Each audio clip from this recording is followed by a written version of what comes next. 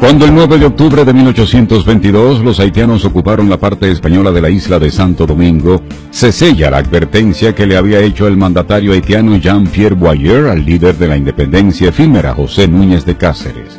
Antes de realizar la invasión, el 11 de enero de 1822, Boyer envió una carta a Núñez de Cáceres anunciando que iba para la parte oriental de la isla junto a una fuerza impresionante, no como invasor, sino como pacificador.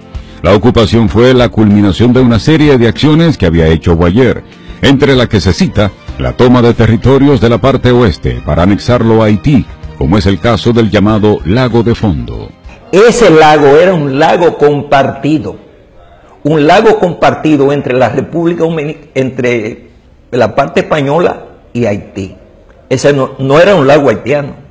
Sin embargo, en el mes de octubre de 1821, el presidente haitiano Jean-Pierre Boyer, por medio de un decreto de división territorial, asume la soberanía de las aguas de ese lago. No hubo reclamo de parte de España y eso se quedó así. La toma de terrenos en el gobierno de Boyer se suma a otras que habían hecho autoridades de la parte oeste de la isla para quedarse con algunos territorios. ¿Por qué razón, si esas personas heredan 21.087 kilómetros, hoy tienen 27.750? A raíz de la guerra de la Reconquista, o sea, la acción de Juan Sánchez Ramírez, Henry Christophe, que manejaba la parte norte de Haití, se apodera de San Miguel de la Atalaya y de San Rafael de la Angostura sin tirar un tiro. Van, lo ocupan y se quedan ahí. ¿Cuál fue la reacción de esta parte? Ninguna. Así ha seguido la toma de territorio por parte de los haitianos a través de los años porque no ha habido reacción. Cuando Boyer tenía todo preparado para ocupar la parte este de la isla, pidió al coronel Bechet, su ayudante de cámara, que se comunicara con el general haitiano Guy Joseph Bonnet para pedirle su opinión sobre la intención de Haití de ocupar la parte este. El general Guy Joseph Bonnet le escribe una carta lapidaria a donde dice: a nosotros no nos conviene ocupar la parte este, y le da las razones. Sin embargo, le dije: yo soy un guardia y si esa es la determinación que hay, yo le acompaño. Y así se lleva a cabo la ocupación de 1822, cuando le advirtieron que no era conveniente que se hiciera eso.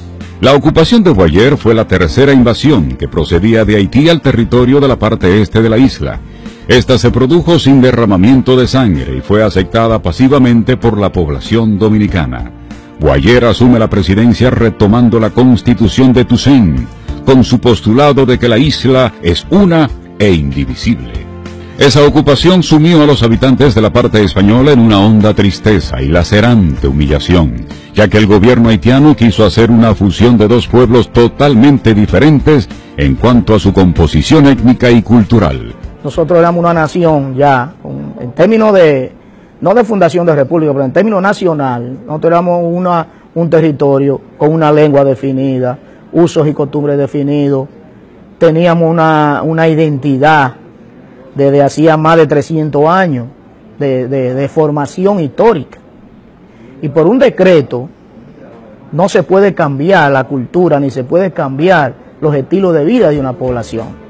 Con la ocupación de 1822, Boyer buscaba recuperar para su país lo que existía antes de la Guerra de la Reconquista, cuando la parte este, formada por la provincia del Cibao y la provincia de Lozama, era parte integral de Haití, y es por eso que algunos historiadores haitianos tratan de justificar la invasión de 1822. Los haitianos, ellos manejan ese asunto como una rebeldía de dos partes que le corresponden. Así dice el señor Jean Preismar en su obra Haití y la República Dominicana. Él se refiere a que la independencia nuestra no es más que una dislocación de la unidad haitiana. Ese es el criterio que prima en los haitianos. William Páez Piantini es diplomático de carrera y es el autor de los libros Frontera Dominico-Haitiana, 6 zonas, 97 planos y 313 pirámides. Relaciones Dominico-Haitianas, 300 años de historia y colección general de tratados siglo XVI, siglo XXI. Ellos sí realmente no nos ocuparon por 22 años. No podían concebir, o sea, manejado por un solo gobierno, por el gobierno de Haití, no podían concebir que esas dos provincias se independizaran. Con la ocupación, Boyer transfirió algunos problemas internos de Haití hacia la parte oriental, la que tuvo una repercusión negativa. El principal problema era la deuda de 150 millones contraída con Francia para alcanzar el reconocimiento de la independencia haitiana por parte de ese gobierno. Saldar esa deuda se convirtió en un serio problema debido a que la economía haitiana se encontraba paralizada. Boyer se propuso que los habitantes de ambas partes de la isla contribuyeran con el pago de la deuda, lo que desató una fuerte resistencia entre haitianos y dominicanos. Durante la ocupación, que duró 22 años, se realizaron expropiaciones de terrenos en gran escala, se impuso el servicio militar, se restringió el uso del idioma español y se trató de eliminar costumbres tradicionales, como las peleas de gallo. Durante ese periodo de la ocupación haitiana se eliminó en la parte este de la isla la esclavitud, porque Haití prohibió en su constitución el derecho de los blancos de ser propietarios de tierras, por lo que las principales familias terratenientes tuvieron que irse a Cuba, a Puerto Rico y otras naciones. Primero que Boyer hace es abolir la esclavitud. Ciertamente, aquí quedaban unos 12.000, 13.000 esclavos. Y él decreta que no puede haber más esclavos, porque viene de una nación que no hay esclavos. Ahora, se quiere vender la idea que Haití es el padre de la abolición de la esclavitud en Santo Domingo. No, el modo de opresión esclavista venía gradualmente en picada. Y venía ya en una situación en que los mismos esclavistas no soportaban mantener un esclavo por la misma crisis económica que había vivido la colonia de España boba. A los esclavos liberados, el gobierno de Boyer les dio pequeñas parcelas de tierra. Con esa medida debilitó el poder de los ateros y de los grandes propietarios. Para elevar la agricultura, en el año 1826, Boyer aprobó un código rural que prohibía las pequeñas unidades agrícolas y obligaba a la población rural a trabajar de manera forzada en las grandes plantaciones y producir bienes para el mercado. También fueron ocupados durante la invasión de Boyer todos los bienes de la Iglesia Católica y deportados todos los clérigos, lo que generó reacción.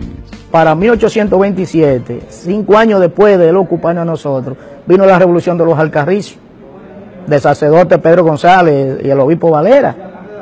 Pero no era porque ellos eran obispos y solamente porque ellos tenían la palabra, sino porque también eran sectores con identidad puramente española, criolla, y que fueron afectados también con la confiscación de los bienes a la propia Iglesia Católica.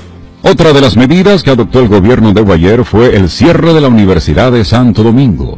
Entre los años 1823 y 1842, las exportaciones de madera se duplicaron.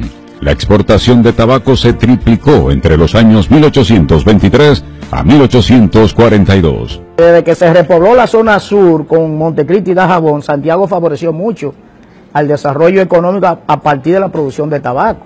La ocupación de toda la isla le daba a los haitianos la seguridad de evitar invasiones del exterior, pero desde el punto de vista económico, Haití no tenía gran interés por Santo Domingo. La población haitiana era 5 veces mayor. Los funcionarios y terratenientes haitianos no se implantaron en Santo Domingo.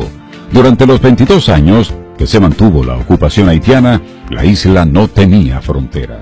Simbólicamente sí, desapareció, porque nosotros éramos una semicolonia de Haití y el gran poder político estaba en Puerto Príncipe. Y obviamente que ahí no hay ese cierre de frontera porque es el mismo gobernante. Entonces Haití se convierte en metrópoli para nosotros. En su país, Boyer tenía enfrentamiento con diversos sectores que le adversaban e incluso disolvió la Cámara, o sea, dio un golpe de Estado. Pero hubo una insurrección de los opositores, quienes fueron a Puerto Príncipe y sacaron a Boyer del poder en marzo de 1843. Ese movimiento se llamó la Reforma y fue dirigido por Charles Erard. En ese tiempo ya había síntomas de que algunos sectores en Santo Domingo fraguaban el derrocamiento del dominio haitiano. Los ateros querían el restablecimiento del dominio europeo. A su vez, los pequeños burgueses de las ciudades comenzaron a plantear la necesidad de un gobierno autónomo que ampliara su influencia social y que se basara en los principios liberales de la Revolución Francesa. El principal dirigente de la clase media urbana fue Juan Pablo Duarte, quien formó en el año 1838 la sociedad secreta La Trinitaria. Ese dominio haitiano sobre la parte este de la isla se mantuvo hasta el 27 de febrero de 1844, cuando fue declarada la independencia, creando la República Dominicana, que de inmediato en su primera constitución, el 6 de noviembre del año 1844, declara como los límites de la nueva república los señalados en el Tratado de Aranjuez de 1777. Y a los protagonistas de la independencia nacional no le interesaba ocupar otro territorio. Fíjese que el principio era el principio de identidad, como yo le decía ahorita. Porque nosotros no nacimos como Estado para ocupar otros Estados. Los mismos principios del líder del movimiento trinitario lo decía, la soberanía. Y de ahí en adelante, a los dominicanos les tocó librar varias batallas en defensa de la soberanía del territorio nacional, enfrentando nuevas ocupaciones de Haití desde el 19 de marzo del mismo año y manteniendo esa lucha para sacar a los haitianos de la parte este de la isla hasta el año 1856. De lo que pasó más adelante, le hablaremos en otra historia.